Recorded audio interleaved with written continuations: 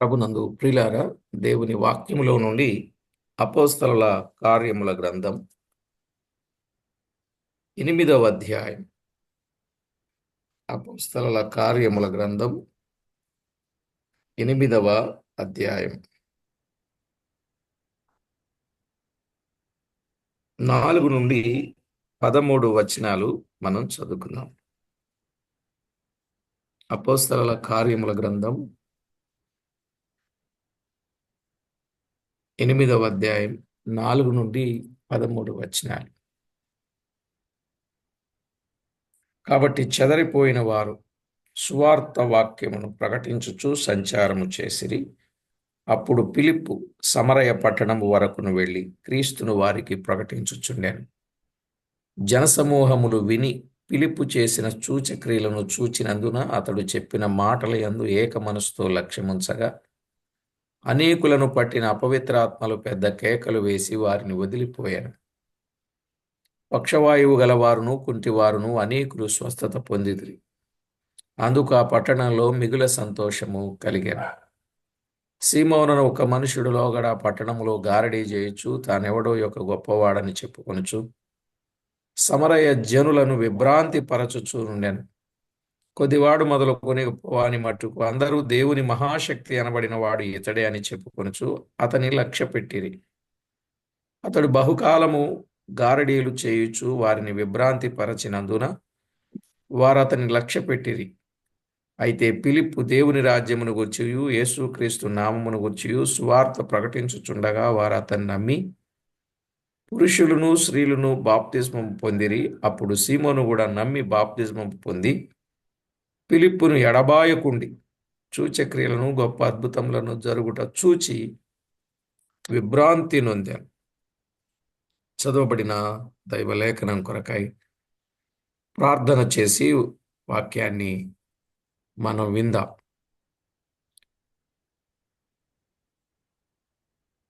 పరిశుద్ధుడవైన మా తండ్రి, పరమందు ఆసీనుడవైన మా దేవ, అత్యున్నత సింహాసనంపై ఆసీనుడుగా ఉండి నిత్యము స్తుతించబడుచు కొనియాడబడుచు ఆరాధించబడుచు కీర్తించబడుచున్న మా ప్రియ ప్రభువా, మీ ఘననామానికి వందనాలు, స్తుతులు, స్తోత్రాలు చెల్లిస్తున్నాం. మీ కృపను బట్టి, మీ దయను బట్టి మమ్మను మీరు ప్రేమించి మీ సన్నిధిని మేము అనుభవించడానికి మమ్మను మీ ఎదుట సమకూర్చినందుకై, సిద్ధపరిచినందుకై స్తుతులు, స్తోత్రాలు చెల్లిస్తున్నాం. మా ప్రాణప్రియుడా, మీ నామ మహిమార్థమై మమ్మను మీరు జ్ఞాపకం చేసుకొని మిమ్మును మేము మనసార చనివితీర కొనియాడగలుగునట్లు విశేషమైన మీ కనికరం మా పైన కుమ్మరింపజేసినందుకై కృతజ్ఞతలు చెల్లిస్తున్నాం.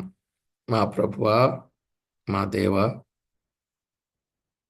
అన్ని విషయాలలో మమ్మను మీరు జ్ఞాపకం చేసుకొని మీరు మాకు తోడై ఉండి చేస్తున్న ప్రతి మేలులను అన్నింటిని బట్టి మిమ్మల్ని స్తుతించుచు మా ప్రాణనాథుడు, ప్రియుడు, మా రక్షకుడైన యేసుక్రీస్తు అతి శ్రేష్టమైన అమూల్యమైన నామమున స్తోత్రము చెల్లించి స్తుతించి ప్రార్థించి మిక్కిలి వినయముగా బ్రతిమలాడి వేడుచు ఉన్నాం మా పరమ తండ్రి. ఆమేన్. ప్రభునందు ప్రియులారా, మనము చదువుకున్న ఈ వచన భాగంలో 4 నుండి 13 వచనాలలో సమరయలో ఫిలిప్పు సువార్త ప్రకటించుట అని మనం వింటున్నాం. 1 నుండి 3 వచనాలలో సంఘమునకు గొప్ప హింస కలుగుట, సంఘమునకు గొప్ప హింస కలుగుట అనే విషయాన్ని మనం వింటూ వచ్చాం. నిజమే, ఆ హింసలు ఎంతో ఘోరంగా ఉన్నట్లుగా చూస్తాం. ఆ హింస కలిగినప్పుడు దేవుడే మౌనంగా ఉన్నాడు అని మనం చెప్పాలా, లేక దేవుడే హింస కలిగించడానికి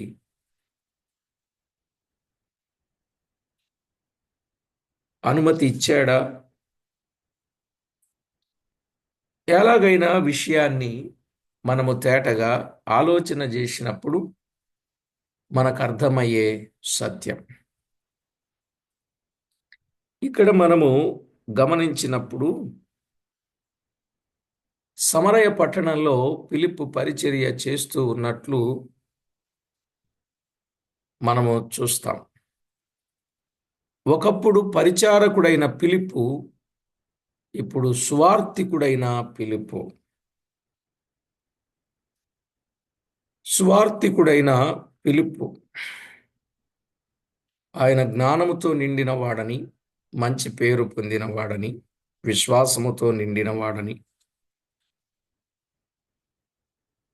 చక్కని గుణలక్షణాలు కలిగిన వాడని మనం విన్నాం. ఈ సువార్తికుడైన ఫిలిప్పు యూదా మత ప్రవీణుడగు సౌలు చేత, తదితరుల చేత సభకు కలిగిన గొప్ప హింసను బట్టి సంఘము చెల్లాచెదురైనప్పుడు ఫిలిప్పు సమరయ పట్టణమునకు నడిపించబడి సమరయ పట్టణములను వారికి క్రీస్తును ప్రకటించినట్లు ఈ 8వ అధ్యాయములో మనకు తేటతెల్లమవుతుంది. ఇన్ని దినములు పరిచారకుడై ఉండిన ఫిలిప్పు ఇప్పుడు క్రీస్తును ప్రకటించువాడై అనేక సూచక క్రియలు కూడా చేయగలిగినట్లు చదువుచున్నాం. నిజమే, దేవుని వాక్యములో వ్రాయబడిన సంగతి. అనేక సూచక్రియలు కూడా చేస్తున్నాడు. ఆ బీద సమరయులలో అనేకులకు పట్టిన అపవిత్రాత్మలు పెద్ద కేకలు వేసి వారిని వదిలిపోయాను అని, పక్షవాయువు గలవారును కుంటివారును స్వస్థత పొందిరి అని 8వ అధ్యాయం 8వ వచనంలో మనము చూస్తున్నాం.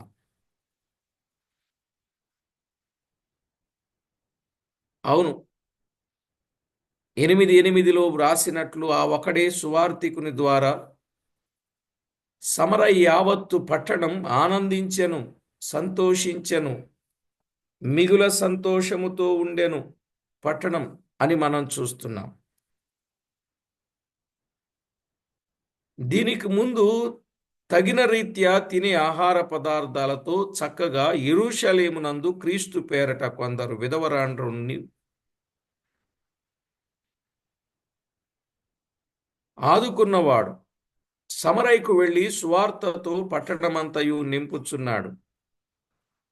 మునుపు విధవరాండ్రను ఆకలి లేకుండా సమృద్ధితో నింపినవాడు ఇప్పుడు సువార్త చేయడానికి వెళ్ళి పట్టణమంతా సువార్తతో నింపుచున్నాడు.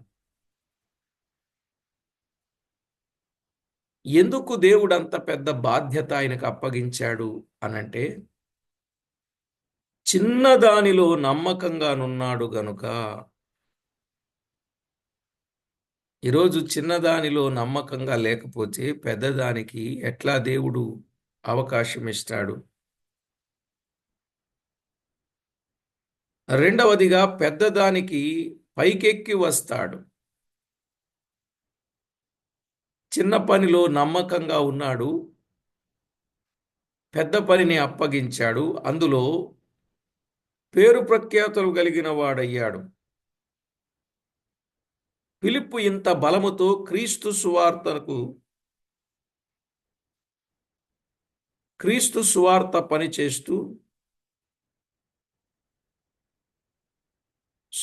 పనిచేస్తూ వచ్చినప్పటికీ దానితో కూడా సూచక్రియలు జరిపించు శక్తి గలవాడై అనేకులను స్వస్థపరచినను ఆశ్చర్యముతో చెప్పవలసినదేమనగా ఆయన పనిలో గొప్ప లోటు కనిపించెను. అదేమిటండి? నమ్మకంగా పనిచేశాడు, దీవించబడతా వచ్చాడు. పరిచారకుడేమో సువార్తికుడయ్యాడు, సువార్తికుడేమో అద్భుతములు చేసేవాడయ్యాడు. మరి ఇప్పుడు లోటు అంటున్నారేమిటి అనొచ్చు. ఆయన ద్వారా నమ్మిన వారు పరిశుద్ధాత్మను పొందకుండా పోయిరి అని మనం చూస్తాం. పరిశుద్ధాత్మను పొందకుండా పోయారు. అతడింత గొప్ప పని చేసినను మరొక గొప్ప పని చేయలేకపోయాడు. క్రీస్తును ప్రకటించుచు జనులను బోధపరచగలడు. నమ్మిన వారిని నీళ్లలో ముంచగలడు. దెయ్యములను వెళ్ళగట్టగలడు. రోగులను స్వస్థపరచగలడు గాని ఆరంభ దినములలో అద్భుతములు చేయు శక్తి అపోస్తలులకు మాత్రమే కలదు. అర్థమైందండి? అపోస్తలులకు మాత్రమే కలదు. అపోస్తలులు కాని వారికి కూడా ఇవ్వబడింది. అనేకులు స్వస్థత పొందుట చూచి పట్టణములో సంతోషము కలిగెను. ఈ చక్కటి వరాన్ని ఆయన పొందినట్లుగా మనము చూస్తాం.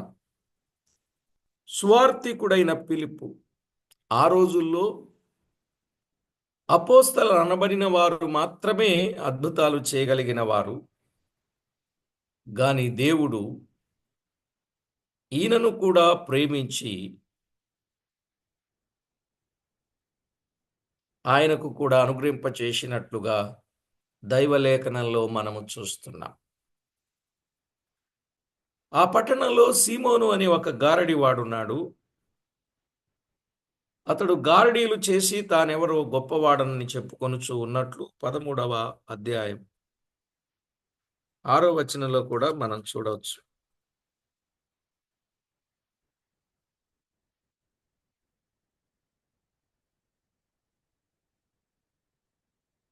ఇక్కడ వాని పేరు ప్రవక్త అయిన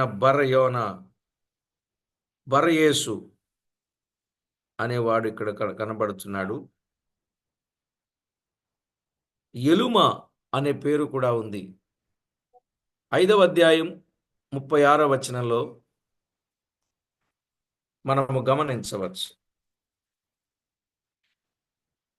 సేవలో ఎంతో మంది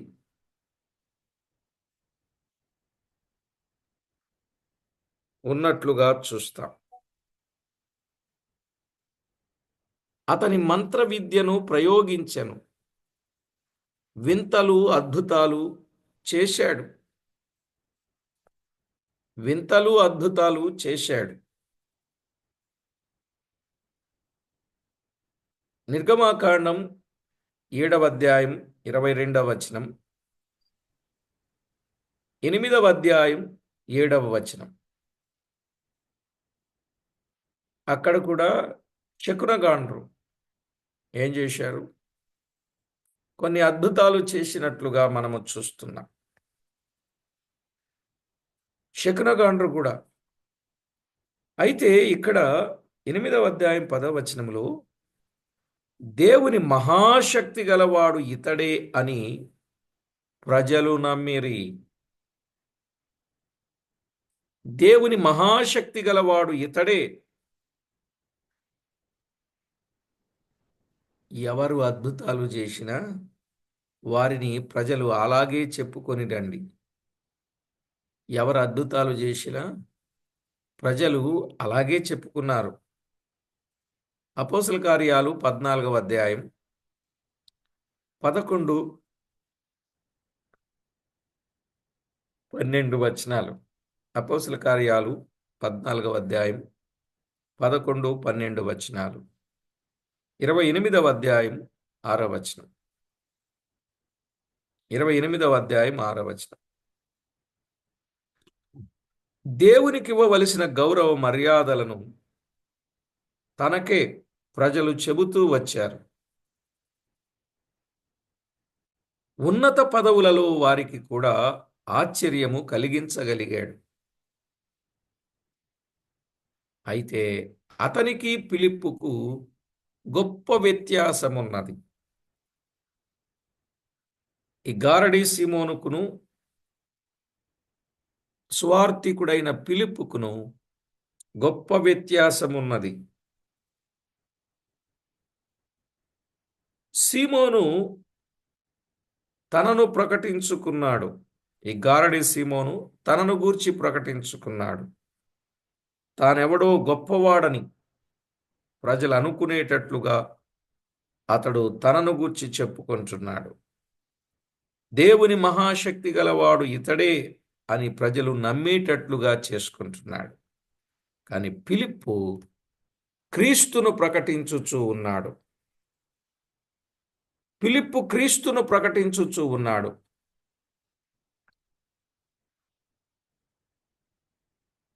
గారడి సీమోను అతడు తన తలంపును బోధించాడు.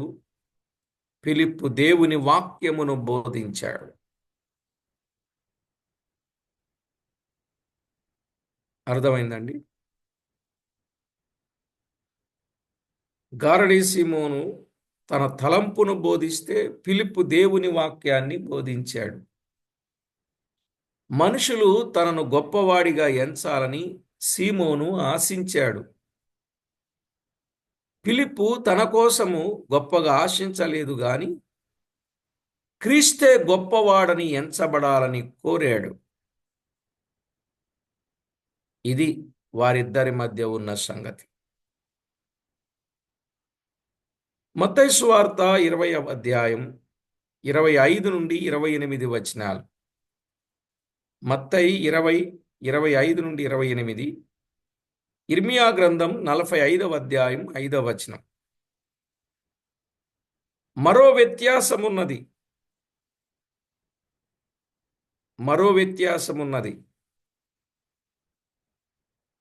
ఏంటా వ్యత్యాసం? సీమోను మంత్రగాడిగా ఉండి సాతాను శక్తి చేత నడిపించబడ్డాడు. ఫిలిప్పు చేసిన అద్భుతాలు నిజదేవుని ద్వారా కలిగినవని, ఏ కాలములోనైనా దేవుని సేవకులకు మోసగాళ్లకు వ్యత్యాసాలు ఉన్నవి అని మనం ఇక్కడ గమనిస్తాం. సాతాను శక్తి చేత చేశాడు సీమోను, మంత్రగాడు గనుక.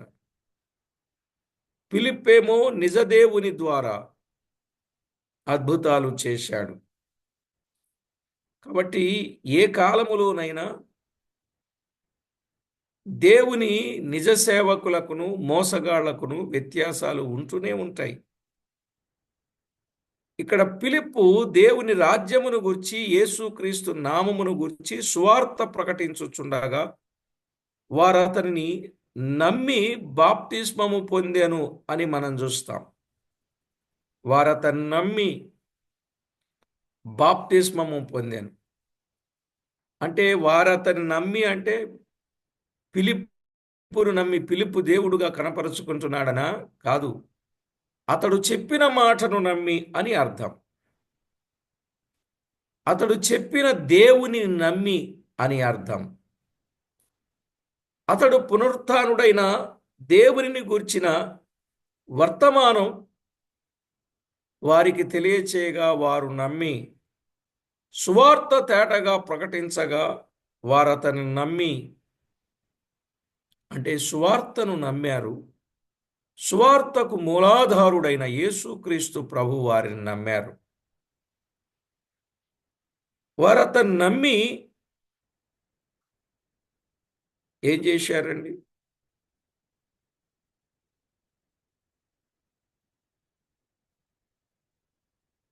బాప్తిస్మము పొందారు. 18వ అధ్యాయం 8వ వచనంలో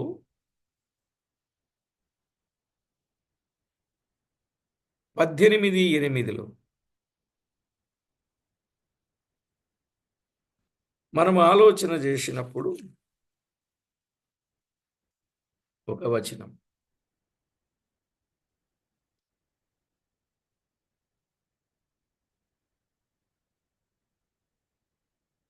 ఆ సమాజ మందిరపు అధికారి అయిన క్రిస్పు తన ఇంటి వారందరితో కూడా ప్రభువునందు విశ్వాసముంచెను, మరియు కొరింథీయులలో అనేకులను విని విశ్వసించి బాప్తిస్మము పొందిరి అని మనము చూస్తున్నాం. నిజమే. ఫిలిప్పీలు అనేకులు యేసుక్రీస్తు ప్రభునందు విశ్వాసముంచిరి. సమరయులు అనేకులు ఫిలిప్పు చెప్పిన మాటలు విని విశ్వాసముంచారు. పౌలు చెప్పిన మాటలు విని అనేక మంది యేసుక్రీస్తునందు విశ్వాసముంచారు. నిజమే ప్రియులారా.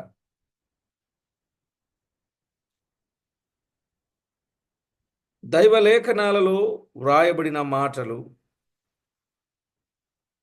కొన్నింటిని మనము ఆలోచన చేయాలి. సజీవమైన క్రీస్తునందు విశ్వాసముంచి దేవుని యందు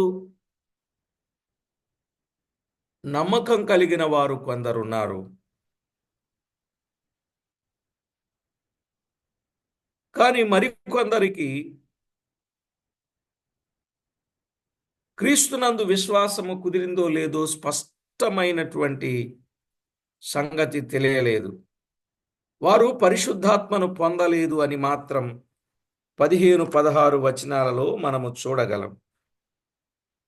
అంతకుముందు వీరు వచ్చి వారు పరిశుద్ధాత్మను పొందవలనని వారి కొరకు ప్రార్థన చేసిరి. అంతకుముందు వారిలో ఎవని మీదను ఆయన దిగి ఉండలేదు. వారు ప్రభువైన యేసు నామమున బాప్తిస్మం మాత్రము పొంది ఉండిరి అని 15-16 వచనాల్లో చూస్తాం. సీమోను కూడా నమ్మాడు, బాప్తిస్మం పొందాడు, ఫిలిప్పును ఎడబాయకుండా ఉన్నాడు అని మనము ఈ వచన భాగంలో చూస్తాం. 13లో సీమోను కూడా నమ్మాడు, బాప్తిస్మం పొందాడు, ఫిలిప్పును ఎడబాయకుండి సూచక్రియలను గొప్ప అద్భుతములను జరుగుట చూచి విభ్రాంతి నొందాడు అని చూస్తున్నాం. ప్రియులారా, సూచక్రియలు చూచిన వారిది సరి అయిన విశ్వాసము కాదు. సూచక్రియలు చూశాడు, వాస్తవంగా ఇతడే ఏం కలిగించేవాడు, విభ్రాంతి పరచుచూ ఉండేవాడు అని 9వ వచనంలో చూస్తాం. 9వ వచనంలో విభ్రాంతి పరచుచూ ఉండేవాడు. అలాంటి వాడు 13వ వచనానికి వచ్చేసరికి విభ్రాంతిని పొందినట్లుగా చూస్తున్నాం. ప్రియులారా, కొంతమంది సూచక్రియలు చూచిన వారిది సరైన విశ్వాసం కాదు. యోహాను సువార్త 2వ అధ్యాయం 23-24 వచనాలు. యోహాను సువార్త 2వ అధ్యాయం 23-24 వచనాలు. అతడు సూచక్రియలు చూచి నమ్మాడు, కానీ తాను పాపినని గ్రహించి నరకానికి భయపడి యేసుక్రీస్తు పాపము నుండి నరకము నుండి తప్పించే రక్షకుడని నమ్మినవాడు కాదు. ఎవరు? ఈ గారడి సీమోను. యేసు ప్రభువారు పాపులను రక్షించడానికి వచ్చాడు. తన పాప పరిహారము కొరకై సిలువలో తన ప్రాణాన్ని పెట్టాడనే సంగతి ఇతడు ఎరిగినవాడు కాడు. ఏమంటే ఫిలిప్పు సమరయలో చేసే సూచక్రియలు, అద్భుతాలు, వీటిని బట్టి ఇతడు ప్రభువు నమ్మాడు, బాప్తిస్మము పొందాడు. గాని నిజంగా రక్షించబడిన వాడు కాడు.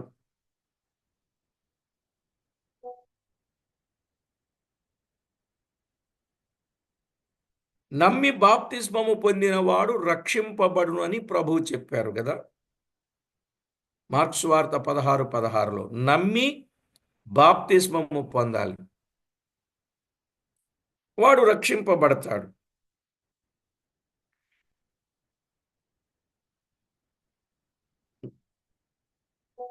గాని ఇతడు రక్షింపబడలేదు, బాప్తిస్మము పొందాడు. రక్షించబడకుండానే బాప్తిస్మము పొందాడు. ఎందుకంటే నాకంటే గొప్పవారు వచ్చారు, వారి విభ్రాంతిని కలిగిస్తున్నారు, నేను కూడా విభ్రాంతిని కలిగించాలి. ఇది వరకు చేసిన వాటికంటే గొప్ప కార్యాలు చేయాలి, ప్రజలను ఇంకా ఆశ్చర్యచకితులను చేయాలి.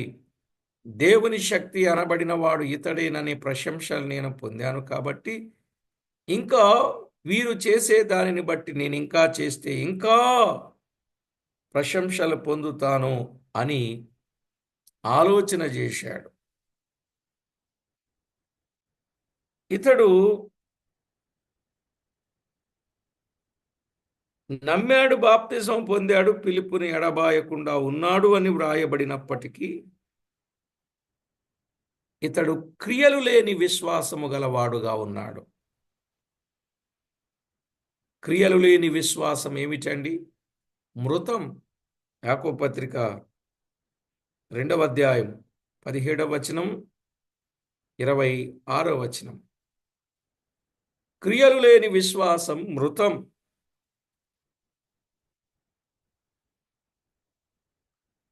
ఇక ఇతన్ని గూర్చి 20వ వచనం, 23వ వచనం మనము తేటగా గమనిస్తే, డబ్బు పెట్టి దేవుని వరాన్ని సంపాదించాలనుకున్నాడండి. ఇతనికి డబ్బున్నది గాని 21వ వచనంలో హృదయం దేవుని ఎదుట సరిగా లేదు. ఇతనికి డబ్బున్నది గాని ఇతడు చెడుతనము కలిగిన వాడు. 22వ వచనం. ఇతనికి డబ్బున్నది గాని ఘోర దుష్టత్వములో ఉన్నాడు. ఇతనికి డబ్బున్నది గాని దుర్నీతి బంధకములలో ఉన్నాడు. అర్థమైందా అండి?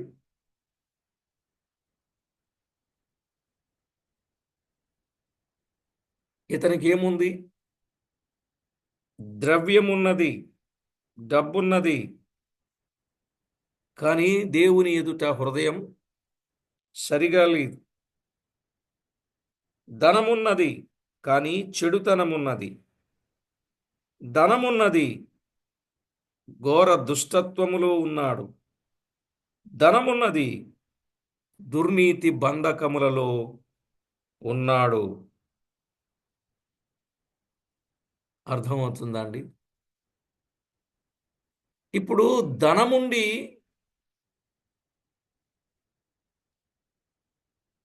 ఈ లక్షణాలుంటే మంచిదా?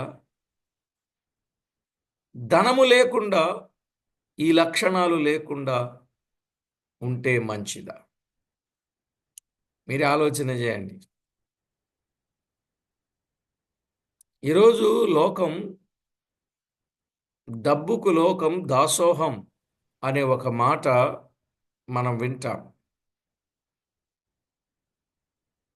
డబ్బు వెంట మనుషుడు పరిగెత్తుతూ ఉన్నాడు.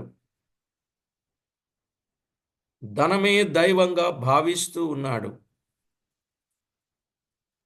పనే ప్రభు అన్నట్టుగా భావిస్తూ ఉన్నాడు. సంపాదనే, సొమ్మే వారికి ముఖ్యం అని భావిస్తూ ఉన్నారు. ప్రియులారా, మనం అలా కాకుండా దేవునికి మహిమకరంగా ఏమి ఉన్నా ఏమి లేకపోయినా నమ్మకత్వం కలిగి ఉంటే చాలు. ఇలా మనం చెప్పుకుంటే ఈ చెదరిపోయిన వారు సువార్త ప్రకటిస్తూ ఉన్నారే, ఆ రోజుల్లో చెదరిపోయారంటే వారికి ఉన్నవి ఏవైనా ఆస్తులు పట్టుకుని వెళ్ళడానికి అవకాశం ఉన్నదా? ఆ హింసలో చెదరిపోయిన వారు. అంతకు మునిపే అందరూ కూడా తమకు కలిగింది ఏది తమదని అనుకోనకుండా అపోస్తలుల పాదముల యొద్ద పెట్టుచూ వచ్చారు. ఇప్పుడు వారితో ఏముంటుంది? చెదరిపోయారంటే సడన్గా జరిగిన కార్యం ఏముంటుంది? ఒకటి మాత్రం గుర్తించాలి, వారికి ఏమి లేకపోయినా వారికి ప్రభు ఉన్నాడు. ఈయనకి ధనము ఉన్నది, ధనముతో పాటు హృదయం సరిగా లేదు, చెడుతనం ఉన్నది, ఘోర దుష్టత్వములో ఉన్నాడు, దుర్నీతి బంధకములో ఉన్నాడు. ఎవరు? గారడి సీమోను. కాబట్టి ప్రభునందు ప్రియులారా, వీటిని బట్టి మనం అర్థం చేసుకోవలసింది ఏమిటి? ఇవన్నీ కలిగి ఉంటే దేవుణ్ణి పొందుకోవచ్చు అనుకున్నాడా? అలా కాదు. ఇతని ఉద్దేశం ఒక్కటే, డబ్బిచ్చి పరిశుద్ధాత్మను కొనుక్కొని ఇతడు ఈ పిలుపు కంటే కూడా గొప్పవాడుగా అనిపించుకోవాలి. ఇతని ఆలోచన భూలోక సంబంధమైనదిగా ఉన్నది. ఫిలిప్పు ఆలోచన 12వ వచనం, ఫిలిప్పు దేవుని రాజ్యమును గూర్చియు యేసుక్రీస్తు నామమును గూర్చియు సువార్త ప్రకటించుచుండగా వారతన్ని నమ్మి స్త్రీలును పురుషులను బాప్తిస్మము పొందిరి అని మనం చూస్తున్నాం. ఇదెంత గొప్ప మాట! ఇతడు దేవుని రాజ్యము కొరకు పనిచేస్తున్నాడు. యేసుక్రీస్తు నామమును గూర్చి ప్రకటించడానికి పనిచేస్తున్నాడు. ఆ పనిలో జరిగిన కార్యం పురుషులు, స్త్రీలు నమ్ముకుంటున్నారు, బాప్తిస్మం పొందుతూ ఉన్నారు. ఇతడు దైవరాజ్యము కొరకు సిద్ధపరుస్తూ ఉంటే, ఈ గారడి సీమోను భూలోకములో తన రాజ్యము కొరకైనటువంటి అరేంజ్మెంట్స్ చేసుకుంటా ఉన్నాడు. ఆయనకి ఈయనకి ఎంత తేడా ఉన్నదో చూడండి.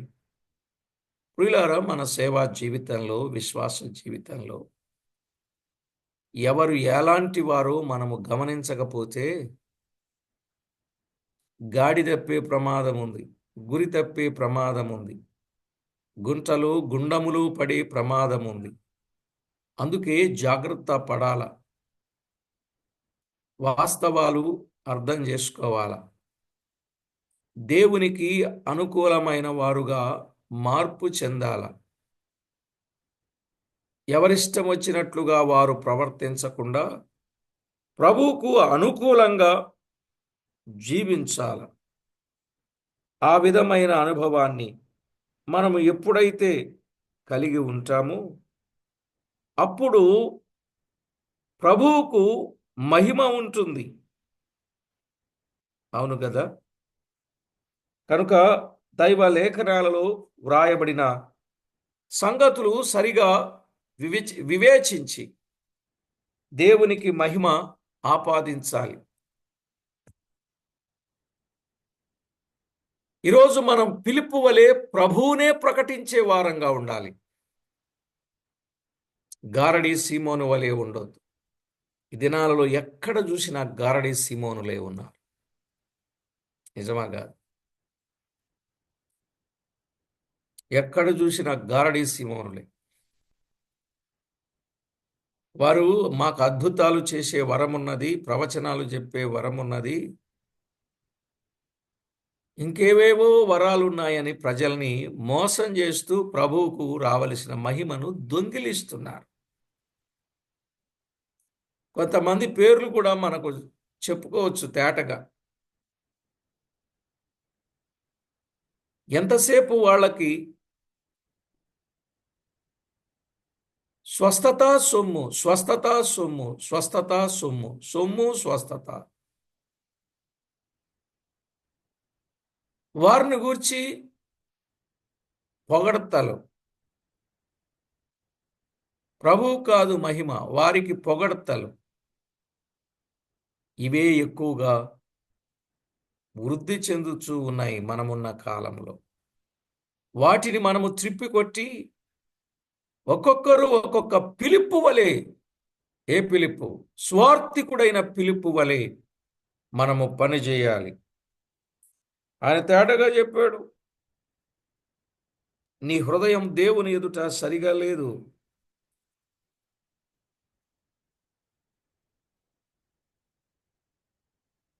నీ హృదయం దేవుని ఎదుట సరిగా లేదు.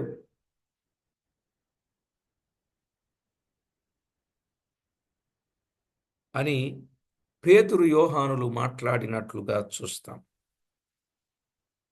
14 నుండి 25 పేతురు యోహానుల పరిచర్య. పేతురు యోహానుల పరిచర్య. ఈ సీమోను, గారడీ సీమోను పరిస్థితి ఏంటో వీరికి బాగా అర్థమైంది. ఎక్కడున్నాడని, హృదయము సరిలేని స్థితిలో, దేవుని ఎదుట సరిలేని స్థితిలో ఉన్నాడు. చెడుతనము కలిగిన వాడుగా ఉన్నాడు. మారు మనసు లేనివాడుగా ఉన్నాడు. ఘోర దుష్టత్వములో ఉన్నాడు. దుర్నీతి బంధకాలలో ఉన్నాడు. ఇలాంటి స్థితిగతి కలిగిన వారు మనకు కూడా ఎదురవుతూ ఉంటారు. అలాగూ ఎదురైన సమయాలలో దేవునికి ఎంతో మహిమకరంగా మనము జీవిస్తూ మన ప్రభువుని హెచ్చిస్తూ ఉండాలి. కొన్నిసార్లు మన దగ్గరకు వచ్చి మనల్ని కూడా హెచ్చించబోతా ఉంటారు. అప్పుడు మనం ప్రభువుకే మహిమ కలుగునుగా కనాలి గాని నాకు మహిమ కలుగునుగాక అనకూడదు. ఇకనైనా మనము జాగ్రత్త పడదాం. 115వ కీర్తన మొదటి చరణంలో చెప్పబడినట్లు, మాకు కాదు యెహోవా, మాకు కాదు, నీ నామమునకే మహిమ ఘనత ప్రభావములు కలుగునుగా కానీ మనం చెప్పగలుగునట్లు మనలను మనము జాగ్రత్త చేసుకుందాం, సిద్ధపరచుకుందాం, ప్రార్థన చేసుకుందామండి. పరిశుద్ధుడవైన మా తండ్రి, అద్వితీయ సత్యదేవుడవైన మా దేవ, మీ ఘననామానికి వందనాలు. మా ఎదుటికి స్వార్థికుడైన ఫిలిప్పును, గారడీలు చేయు సీమోనును మా మధ్యకు తీసుకుని వచ్చాడు. మా ప్రభువా, మేము ఫిలిప్పు వలె మీ కొరకు నమ్మకముగా పనిచేసే వారంగా ఉండడానికి సిద్ధపరచండి. మా ప్రభువా, వేటిని గాని మేము ఆశించే వారముగా కాక మీకు మహిమకరంగా మీ నామాన్ని హెచ్చించు వారంగా మాత్రమే మమ్మల్ని ఉంచండి. విన్నవారు ఒక్కొక్కరు ఒక్కొక్క స్వార్థికుడైన ఫిలిప్పు వలె పనిచేసి మీకు ప్రభావమును ఆరోపించడానికి మమ్మను సిద్ధపరచమని కోరుచు, మా ప్రాణనాథుడు, ప్రియుడు, మా రక్షకుడైన యేసుక్రీస్తు అమూల్యమైన నామమున స్తుతించి స్తోత్రించి ప్రార్థించి మిక్కిలి వినయముగా బ్రతిమలాడి వేడుచూ ఉన్నాం మా పరమ తండ్రి. ఆమేన్.